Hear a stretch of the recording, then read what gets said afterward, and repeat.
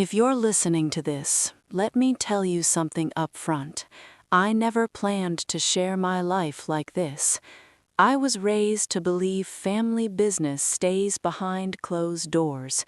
You keep your head down, you don't complain, and you handle things quietly.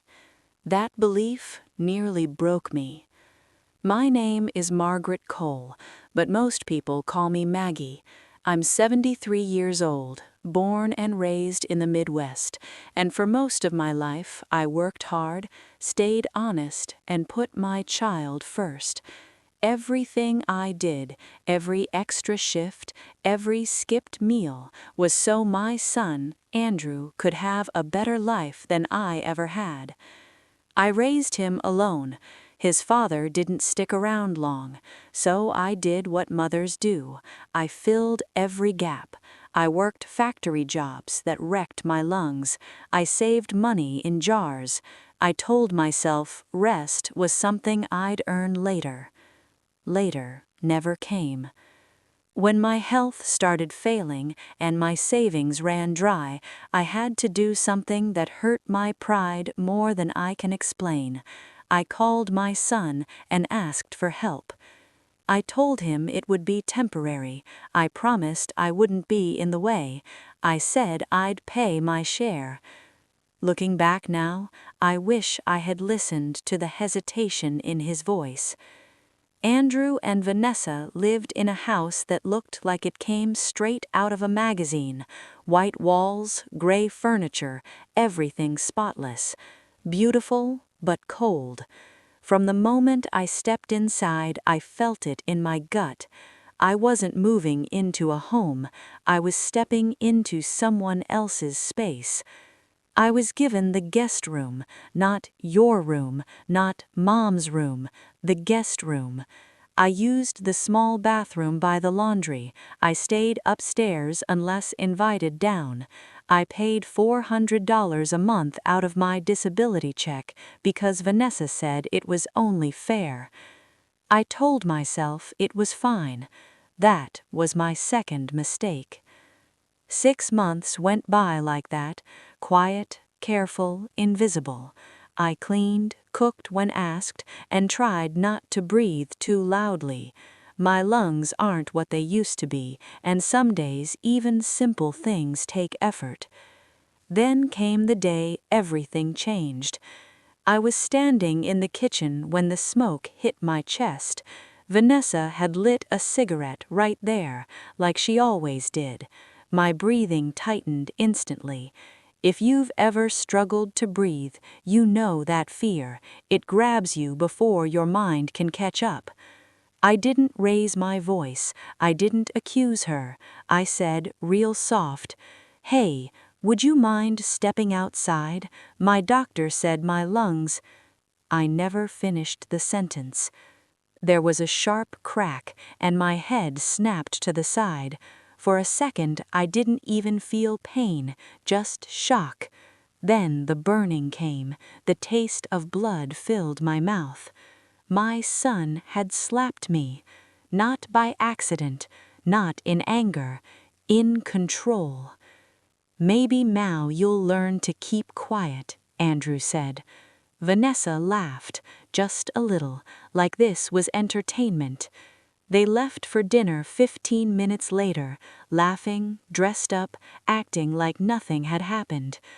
I stood there alone in that kitchen, my cheek burning, my chest tight, realizing something that shook me to my core. I wasn't safe in my own child's house. I went upstairs and sat on the edge of the guest bed. The room felt sterile, untouched. On the nightstand sat a photo of Andrew at his college graduation, his arm around me, my smile full of pride. I stared at it and thought, when did I stop being his mother and start being a problem? That night, something inside me shifted. Not anger, awareness. I picked up my phone and scrolled through old contacts, people who remembered me before I got sick, before I learned to make myself small. I made one call, then another, then one more, and for the first time in months, I didn't feel helpless. If you're watching this and you feel invisible in someone else's home, I need you to hear this. Staying quiet doesn't keep the peace, it just teaches people how far they can go. That night, while they slept comfortably upstairs, I lay awake staring at the ceiling, understanding something clearly. What happened to me wasn't a one-time thing, it was a pattern, and patterns leave proof. Once I started paying attention, I realized the slap wasn't the worst part. It was just the moment I finally stopped ignoring everything that came before it. The morning after that slap, I woke up before anyone else. I didn't jump out of bed. I didn't cry. I just lay there, staring at the ceiling, listening to the house settle. That's the thing people don't tell you. When something like that happens, your mind doesn't panic right away. It gets quiet, almost practical.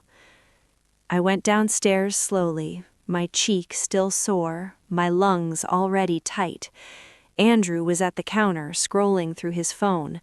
Vanessa sat at the island, sipping coffee like it was any other day. No apology, no eye contact, no acknowledgement at all. That silence told me more than words ever could. I poured myself a cup of coffee and sat at the table, the same table where I'd been standing when his hand hit my face. My hands didn't shake, and that surprised me.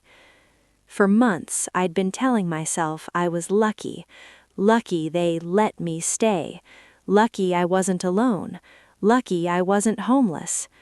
Sitting there that morning, I finally understood how dangerous that kind of thinking is. I wasn't lucky. I was tolerated.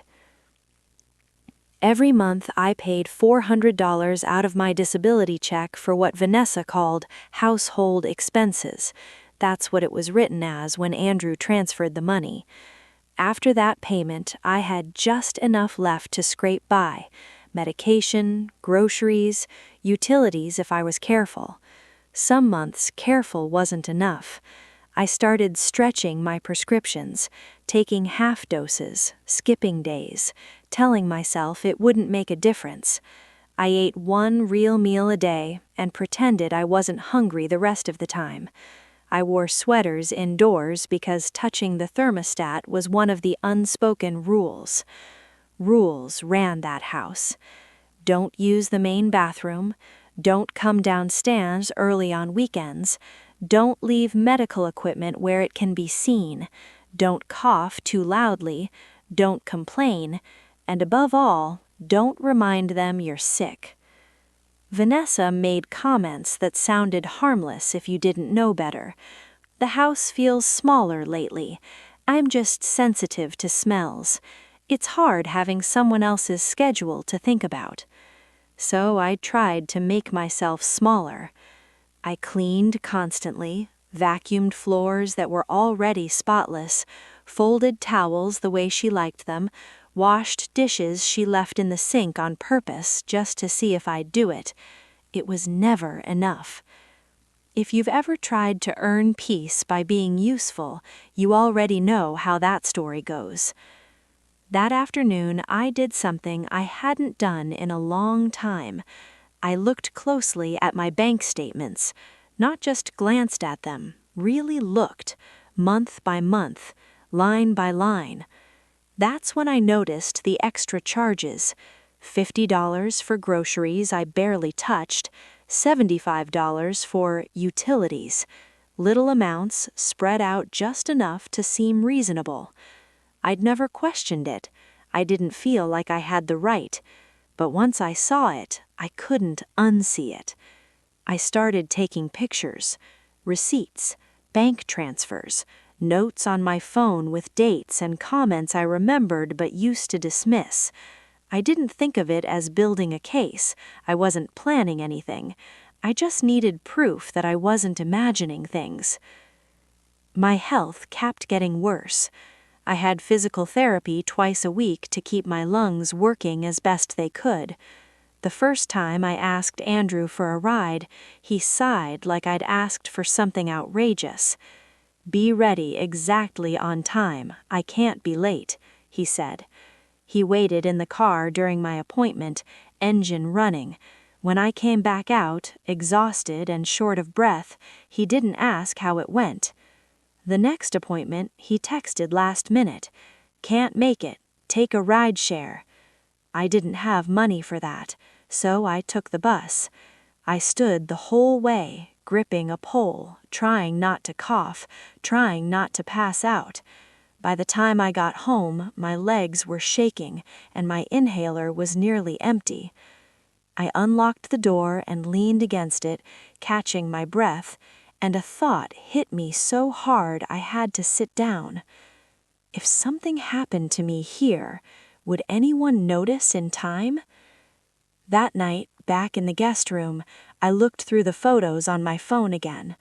They weren't just pictures anymore. They were a pattern, and patterns don't lie. If you're watching this and wondering how abuse can happen without yelling or bruises, this is how.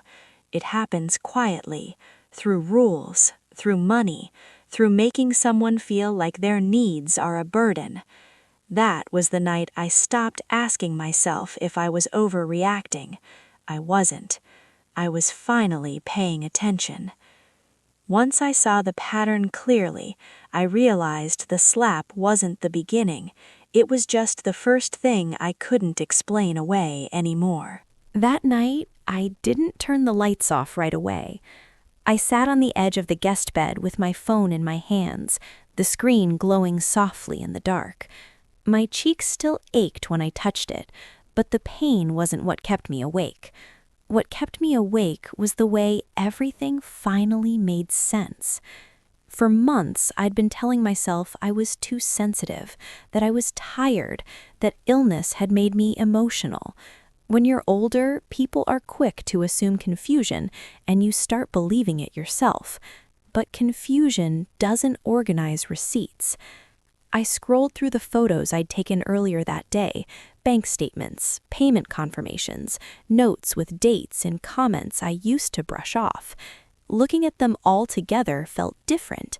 This wasn't chaos, it was a timeline.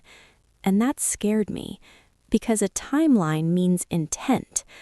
I opened my banking app again and compared months side by side. The amounts Andrew transferred were labeled the same way every time, household contribution, but the balances told a different story. No matter how careful I was always ending the month with almost nothing left. I thought about the comments Vanessa made whenever I bought something small for myself. Did you really need that? Or prices are crazy these days. It had always felt casual, reasonable. Now it felt calculated. I realized something that made my stomach drop. They weren't just charging me rent. They were making sure I stayed dependent. If you've ever relied on someone financially, you understand how dangerous that position is. Dependence makes you quiet. It makes you agreeable. It makes you afraid to rock the boat. That's exactly where they wanted me. I put my phone down and stared at the ceiling, counting the tiny cracks I'd memorized over the past 6 months. I'd used that ceiling to distract myself before, to escape. That night, I looked at it with clear eyes. I wasn't imagining this. The fear I felt walking through that house wasn't random. It was my body warning me before my mind was ready to accept it. Earlier that evening, I needed my inhaler and realized I'd left it downstairs.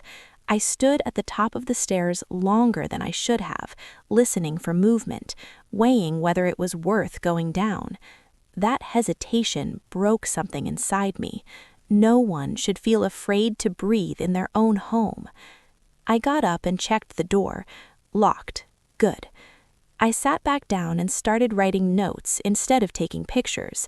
Dates, phrases I remembered, moments that made my chest tighten long before my lungs ever did.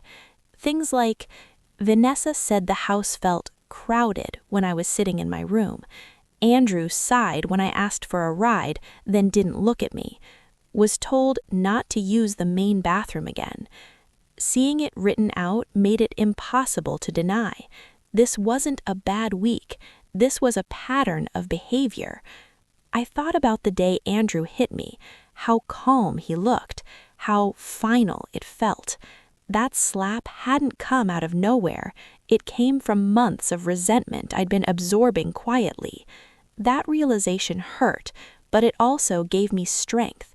Because if this was intentional, then my silence was part of what allowed it to continue. I wasn't ready to confront anyone. Not yet. Confrontation without safety is just another way to get hurt. But I was ready to prepare. I saved all my photos and notes into one folder on my phone. I stared at the name field for a long second before typing it in. Evidence. If you're listening to this and you feel guilty for protecting yourself, let me tell you something I wish someone had told me sooner. Noticing patterns isn't betrayal, it's survival. I set my phone down and lay back, my hands folded on my chest, breathing as steadily as I could. My lungs still struggled, but my mind was clearer than it had been in months. That night, I didn't sleep much, but I wasn't anxious. I was alert, and there's a difference. Once I stopped questioning my own reality, I realized the truth was bigger than I expected, and it was time to let someone else see what I'd been seeing all along. The next day, I carried my phone with me everywhere.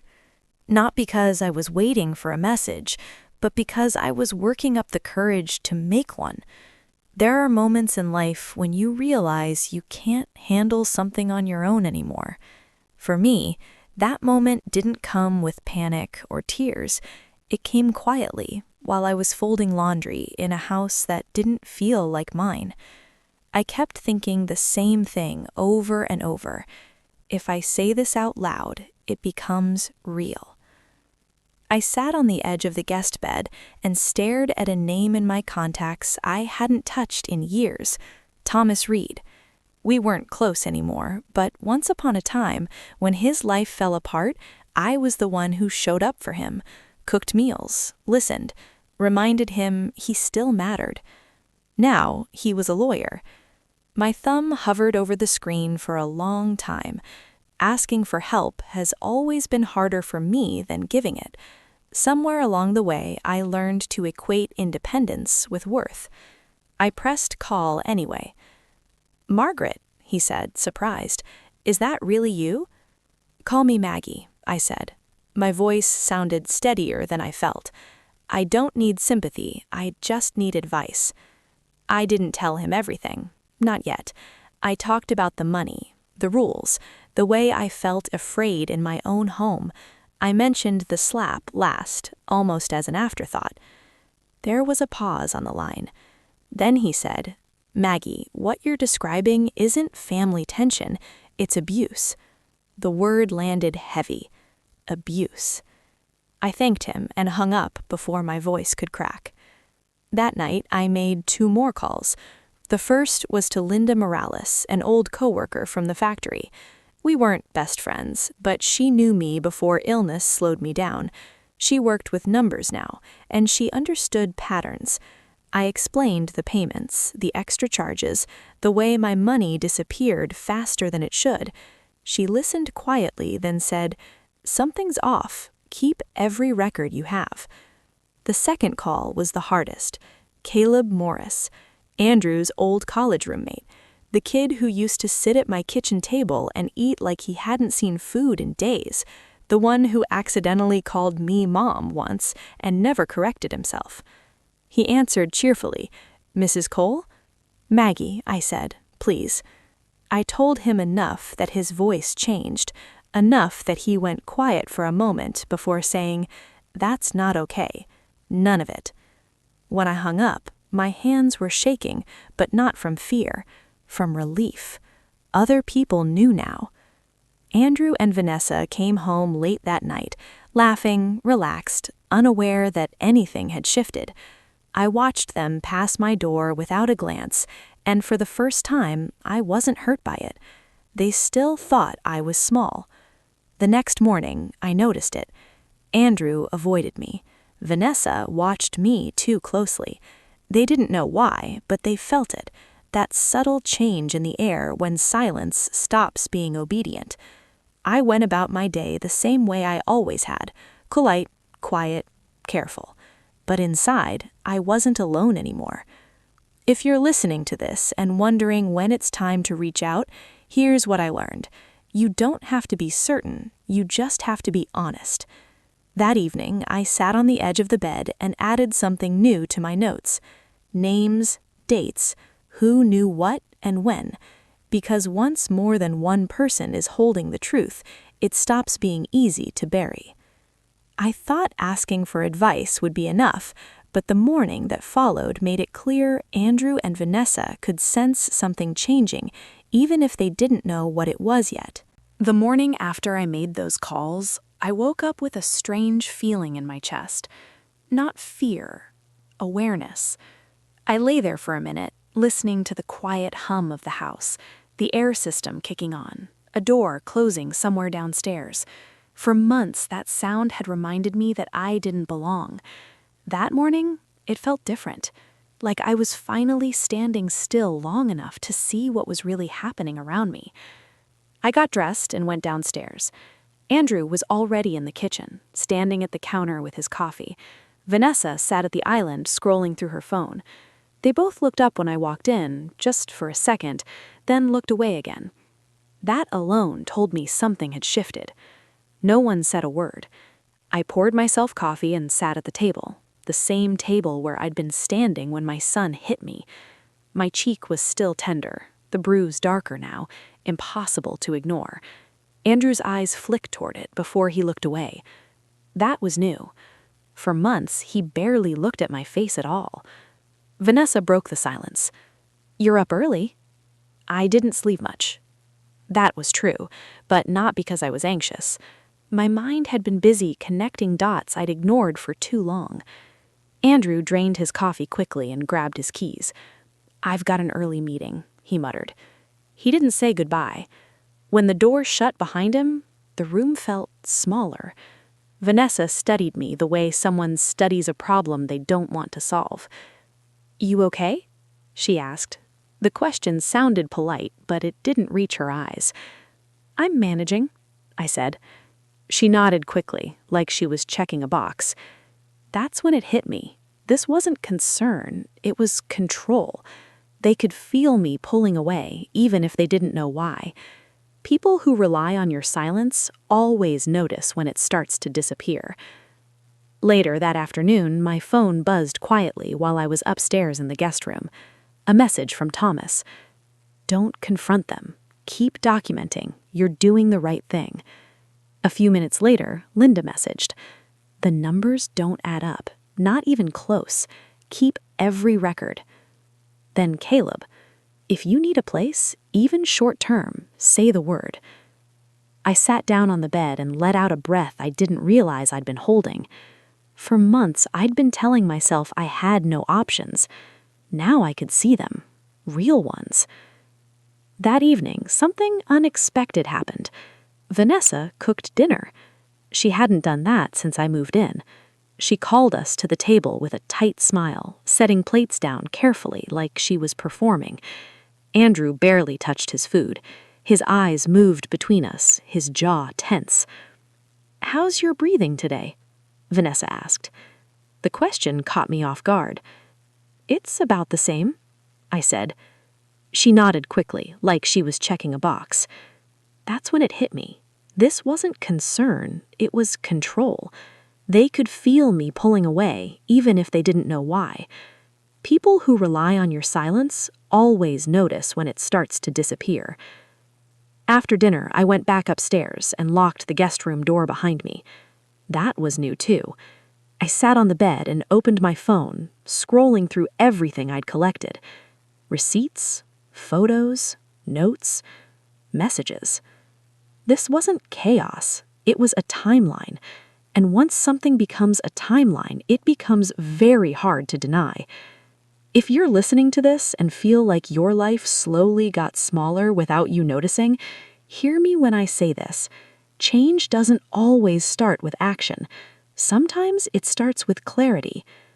Before I went to sleep, I typed one last note into my phone. If things escalate, I leave. Not someday, not eventually. Leave.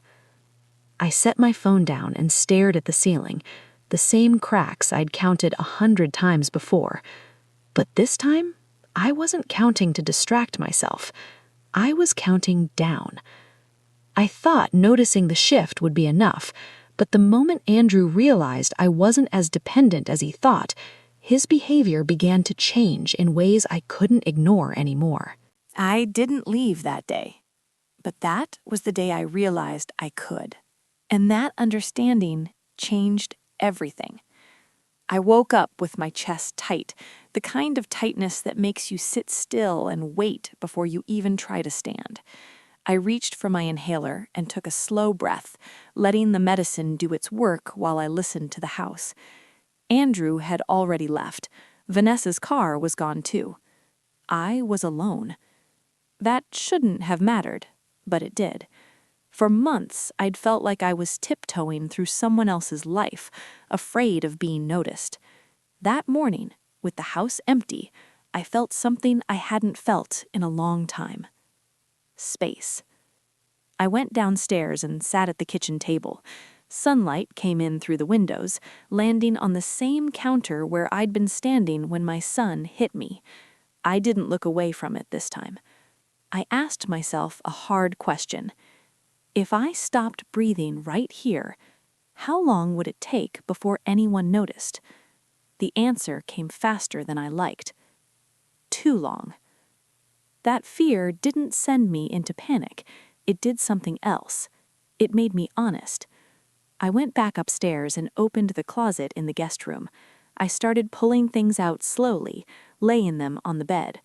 Clothes, shoes, my cardigan, my medications. I wasn't rushing. I wasn't angry. I was taking inventory. And that's when it hit me. Everything I owned fit into 2 suitcases. That realization hurt more than I expected, not because I felt poor, but because it reminded me how much of my life I'd spent giving things away instead of keeping them. I sat down on the edge of the bed and rested my hands on my knees. I wasn't trapped by belongings. I was trapped by fear. Later that afternoon, my phone rang. It was Thomas. "I want you to know something," he said carefully. "You don't have to make any decisions yet, but you have options. Real ones. Options."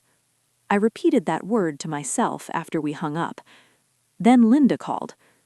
"Maggie, this isn't random. The way they're charging you, it keeps you dependent. That's not an accident." Dependent. Intentional. That evening, Andrew came home quieter than usual. He barely spoke during dinner. Vanessa kept glancing at him, then at me, like she was trying to read the room and didn't like what she saw. After we ate, Andrew stood in the hallway outside my door. "You doing okay?" he asked. It sounded awkward coming from him, like he wasn't used to asking. "I'm managing," I said. He nodded, hesitated, then walked away. That hesitation told me everything. He felt something shifting, and when people sense they're losing control, they don't always react well. That night, I packed 1 suitcase. Not everything, just enough. My documents went into the side pocket, medications on top, a change of clothes, the essentials. Then I sat on the bed and looked around the room one last time.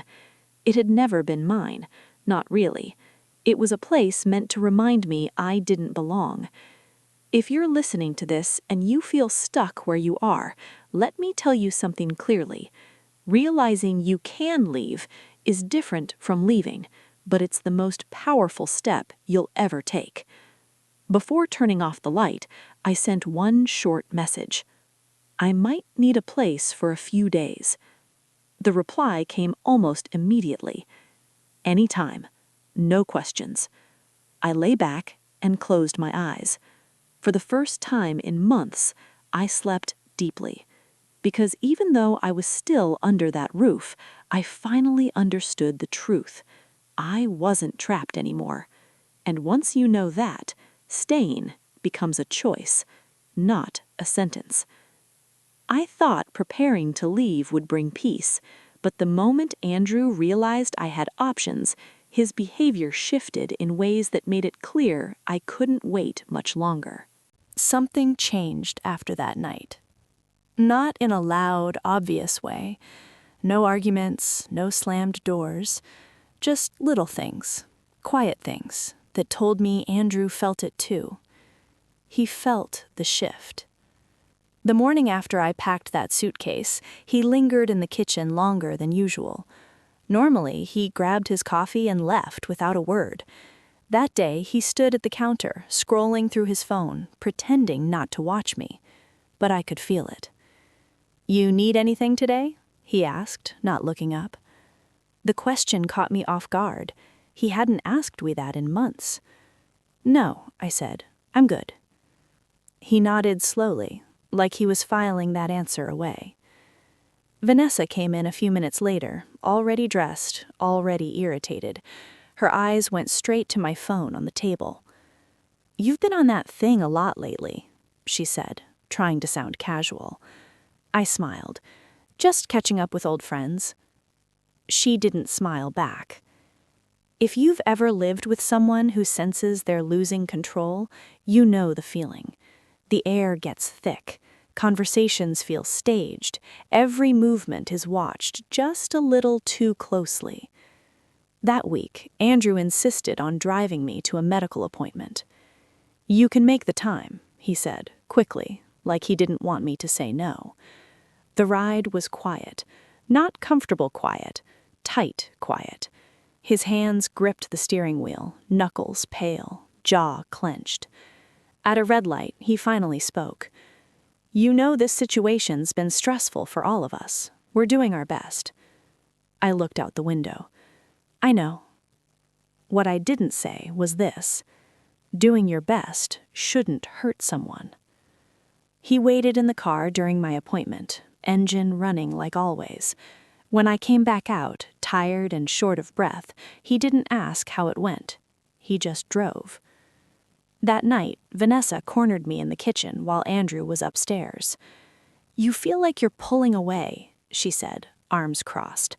"If there's an issue, we should talk about it like adults." The words sounded reasonable. That's what made them dangerous.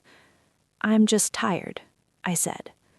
She studied my face, my posture, the way I held myself. "Well," she said, finally, "we all have to make sacrifices." That sentence stuck with me, because sacrifices are supposed to be chosen, not forced. Later that evening, I went upstairs and found my suitcase slightly moved, just a few inches from where I'd left it. Enough that I noticed, enough that it felt deliberate. My heart didn't race. I didn't panic. I understood. They were testing me, seeing how much space they still had to push, how much control they still held. I sat on the bed and added another note to my phone. They know something is different. I sent a short update to Thomas and Linda. Nothing dramatic, just facts. Both replies came quickly. "Trust your instincts. Keep documenting." That night, I slept lightly, not because I was afraid, but because I was alert. There's a difference. If you're listening to this and wondering how you know it's time to act, here's the truth. Your body knows before your mind is ready to admit it. Mine was telling me something loud and clear. I wasn't welcome anymore, and I wasn't going to wait until they reminded me of that in a way I couldn't walk away from. Before turning off the light, I zipped my suitcase the rest of the way closed, not angrily, not dramatically, just quietly. Because I knew the next step wouldn't come with a warning, it would come with consequences. I thought noticing the tension would be enough, but the moment they tried to remind me who had power in that house, I realized I had waited as long as I could.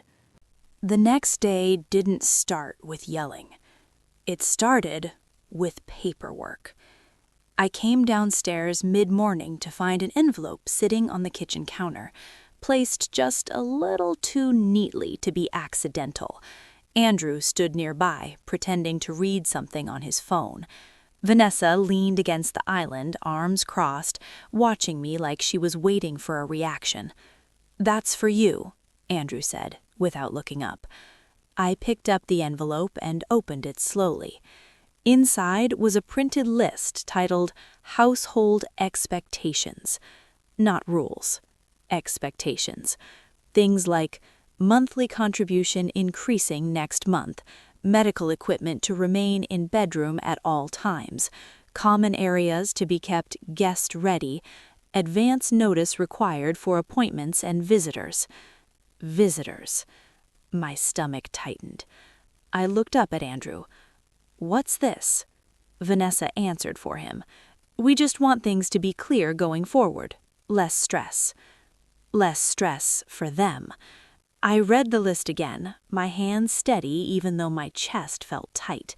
The increase they were asking for would leave me with almost nothing. They knew that. Andrew knew exactly what my check was. "This is a lot," I said, calmly. Andrew finally looked at me. "We're just trying to be fair. This is our house." There it was, the reminder. Vanessa added, "If this situation isn't working for you, maybe we should talk about other arrangements." Other arrangements. She said it lightly, like a suggestion, but we all understood what she meant. I folded the paper and set it back on the counter. "I'll need time to think about this," I said. Andrew sighed like I was being difficult.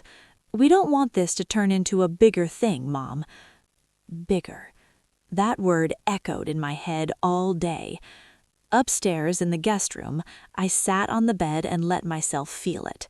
The anger, the sadness, the grief of realizing my own child saw me as a problem to manage, not a person to protect. If you're listening to this and you've ever been handed a list instead of compassion, you know exactly how that feels. I took photos of the paper, front and back. I added notes, date, time, where it was left. I saved everything. That afternoon, I got another message from Caleb. "Just checking in. You okay?" I stared at the screen for a long moment before replying. "Not really, but I will be." That evening, things escalated in a quieter way. Vanessa followed me into the living room when Andrew stepped outside to take a call. "I think it's time you were honest with yourself," she said, her voice low. "This house isn't set up for your situation." "My situation," I said. She shrugged. "It affects everyone." I looked at her then, not with fear, not with anger, but with clarity. "I won't be spoken to like I'm a burden." Her eyes narrowed. "We've been more than generous." That word again. Generous. I stood there for a second, my heart pounding. Then I nodded. "I hear you." And I walked away. Not because I agreed, because I understood something important. They weren't negotiating. They were pushing. That night I called Thomas and told him about the paper. His voice hardened. "Do not sign anything. Do not agree to anything. This changes things." Linda texted shortly after. "That document matters. Keep it safe." I sat on the edge of the bed and looked at my suitcase, fully packed now, sitting by the door. For months I'd been waiting for something dramatic to tell me it was time to go. But leaving isn't always triggered by explosions. Sometimes it's triggered by a piece of paper that tells you exactly where you stand. Before bed, I sent one more message, to Caleb. "I think I'll need that place sooner than I thought." His reply came back immediately. "Say when." I lay back and closed my eyes, my breathing slow and careful. I didn't sleep much, not because I was scared, but because I knew tomorrow would change everything. I thought the list was meant to scare me, but it ended up doing the opposite, because by the next morning, I was done waiting for permission to protect myself. I woke up before my alarm. The house was quiet in that early morning way that usually made me nervous, but this time it felt different.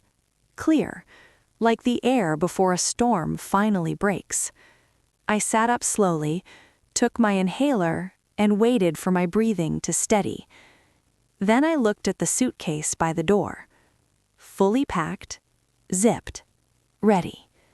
For months, I'd been telling myself I just needed more time, more patience, more proof. But that morning, I realized something important. Time wasn't protecting me. It was wearing me down. I got dressed and moved carefully through the room, taking one last look around. The bed was neatly made. The walls were bare. Nothing in that space carried my fingerprints. It had never been mine, and I wasn't leaving anything behind that I'd miss. Downstairs, Andrew was already up. He stood at the counter with his coffee, staring at his phone. Vanessa sat at the island, scrolling, the envelope from the day before still sitting where she'd left it, like a quiet threat. I poured myself a cup of coffee and sat at the table. No one spoke. Finally, Andrew cleared his throat.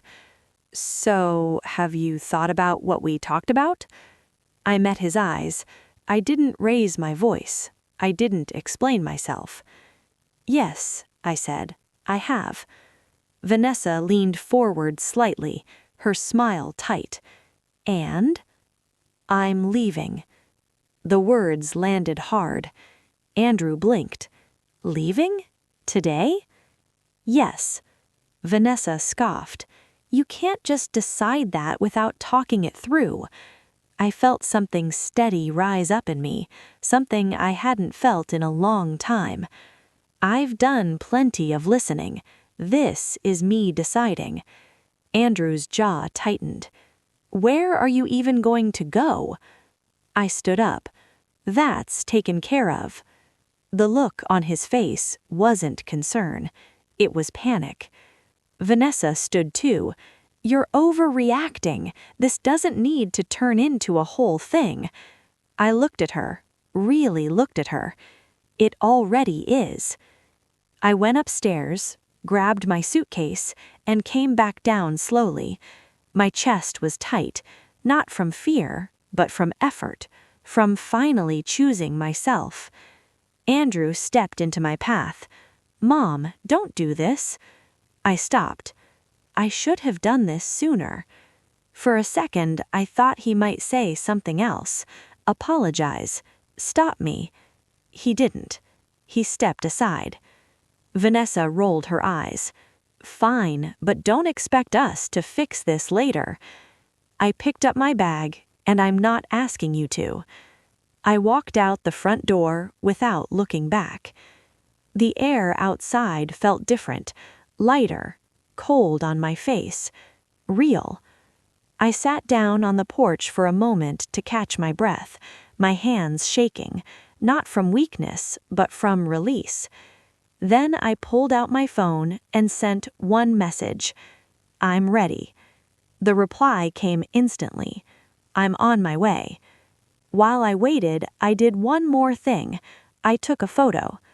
The house, the door, the address. Because leaving didn't mean forgetting.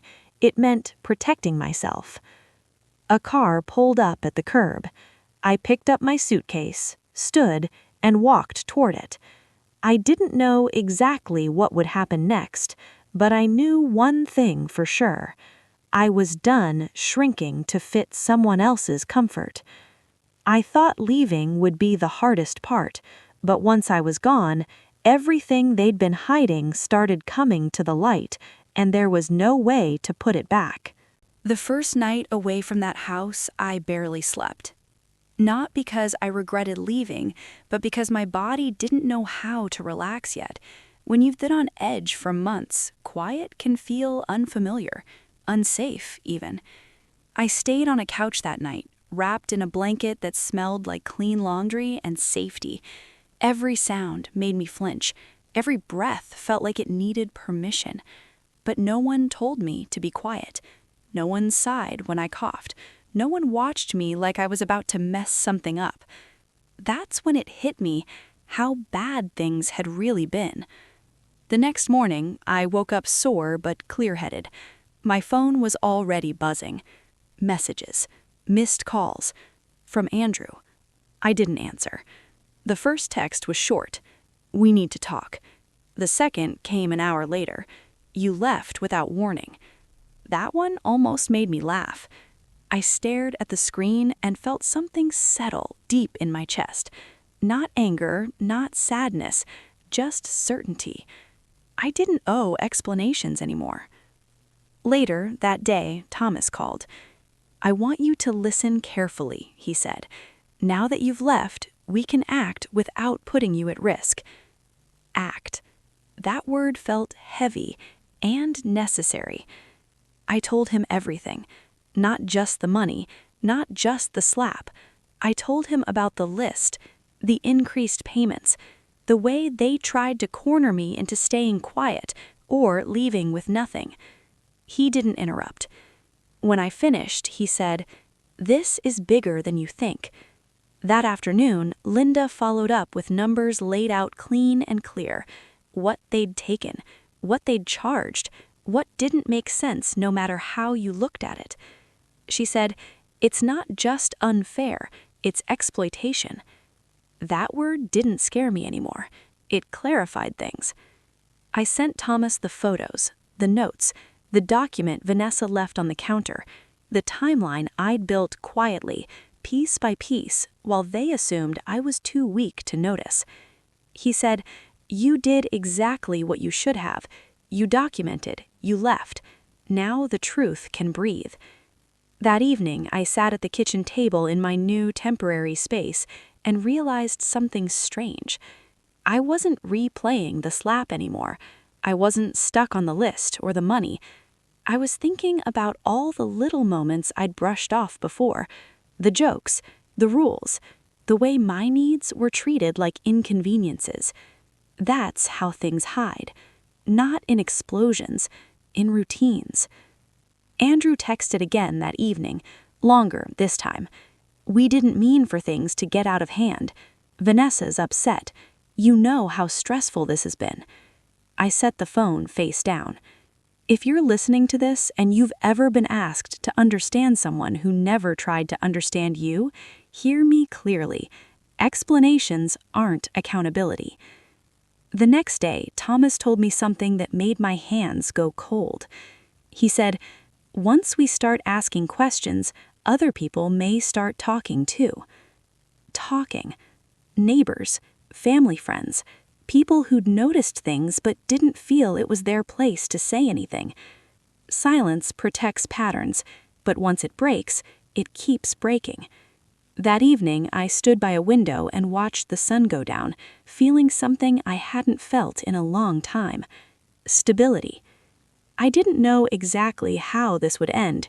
I didn't know what Andrew would lose, or what consequences would follow. But I knew this.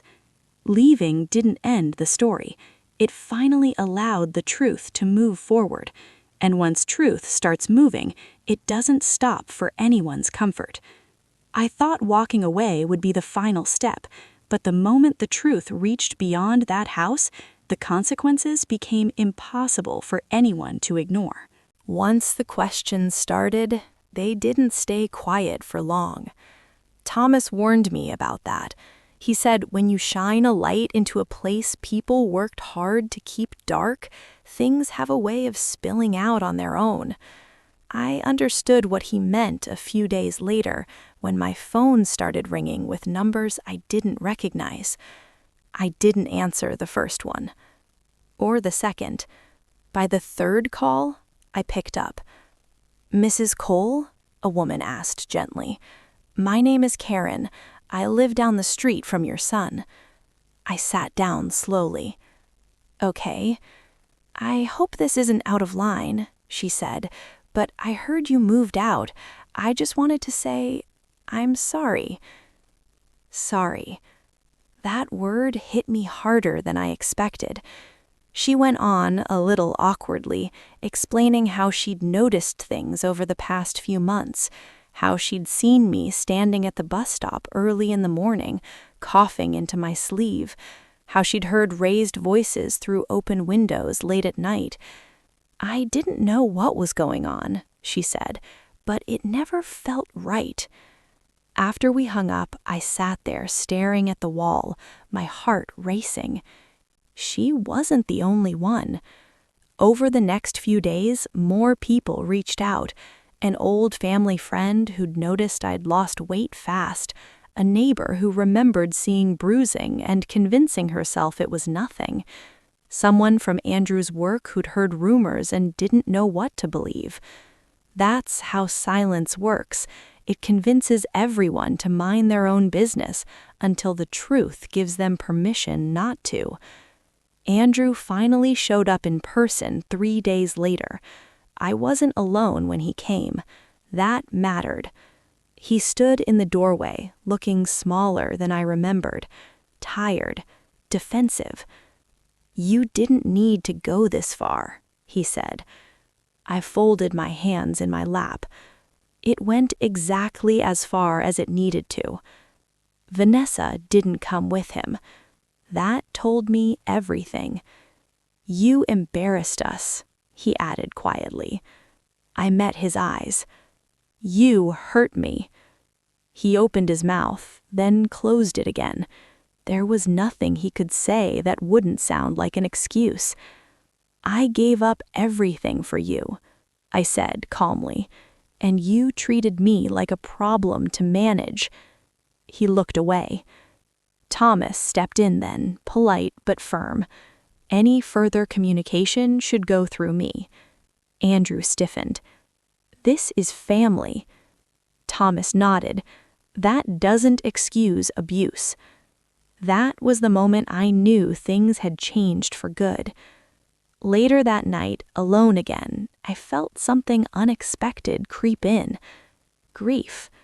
Not for the house, not for the life I left, for the son I thought I had. If you're listening to this and wondering why leaving still hurts even when it's right, here's the truth. You don't stop loving someone just because you stop accepting their behavior. But love doesn't mean silence anymore. The next morning, Thomas called with an update. He said, "Others are cooperating, and once paperwork is reviewed, more questions are coming." Questions lead to answers. Answers lead to consequences. I sat by the window, watching cars pass, feeling steady for a first time in a long while. My life wasn't loud, it wasn't dramatic, but it was mine again. And no matter what Andrew lost from this, reputation, comfort, control, he didn't lose it because I spoke up. He lost it because of what he chose to do when he thought no one was watching. I believed speaking the truth would finally bring closure, but what came next forced me to confront something even harder, letting go of the version of my son I'd been holding on to for decades. When everything finally slowed down, I expected relief to feel louder. It didn't. It came quietly, in small moments I hadn't realized I'd been missing. Waking up without my chest tight from stress, drinking coffee without worrying who I might upset, coughing without feeling embarrassed for needing air. That's when I understood something important. Peace doesn't arrive with fireworks. It settles in when fear leaves. The weeks that followed weren't easy, but they were honest. Lawyers handled what needed to be handled, paperwork moved forward, conversations happened without me having to defend my reality anymore. The truth spoke for itself. Andrew stopped calling. At first, that hurt more than anything else. I'd spent my whole life answering that phone, showing up, fixing problems. Letting go of that role felt like losing a limb. But over time, I realized something painful and freeing at the same time. I didn't lose my son when I spoke up. I lost him when he decided control mattered more than care, and that wasn't something I could fix. Vanessa never reached out, not once. That told me all I needed to know. I moved into a small place of my own soon after. Nothing fancy, just a one-bedroom with sunlight in the mornings and quiet at night. The first time I set my things down and realized no one could tell me where I belonged, I cried harder than I had in years. Not from sadness, from release. If you're listening to this and wondering whether it's worth it to start over late in life, let me tell you something I wish I'd known sooner. It's never too late to choose dignity. I still have hard days. My health isn't perfect. Some nights I miss the idea of the family I thought I had, but I don't miss the fear. I don't miss walking on eggshells. I don't miss shrinking myself to make others comfortable, and that matters. People sometimes ask me if I regret speaking up. I don't. What I regret is how long I believed silence was kindness. Silence doesn't protect families, it protects patterns. Speaking up didn't destroy my family, it exposed the truth of it. And truth, no matter how uncomfortable, gives you your life back. So if you're watching this and you feel small in someone else's world, if you're telling yourself it's not that bad, if you're waiting for permission to matter, this is it. You don't owe anyone your suffering, you don't owe anyone your silence, and you don't have to earn the right to be treated with respect. I'm 73 years old. I lost a son the day I chose myself, but I gained something I never had before: freedom. And I plan to live whatever time I have left without fear. That's my story. If this story meant something to you, let me know in the comments below. I read them and I appreciate every single one. And if it helps even one person stop doubting themselves, then telling it was worth everything. Before you go, please like this video, subscribe to the channel, and turn on notifications. It helps these stories reach the people who need them most. Thank you for listening, thank you for staying, and thank you for being part of this community.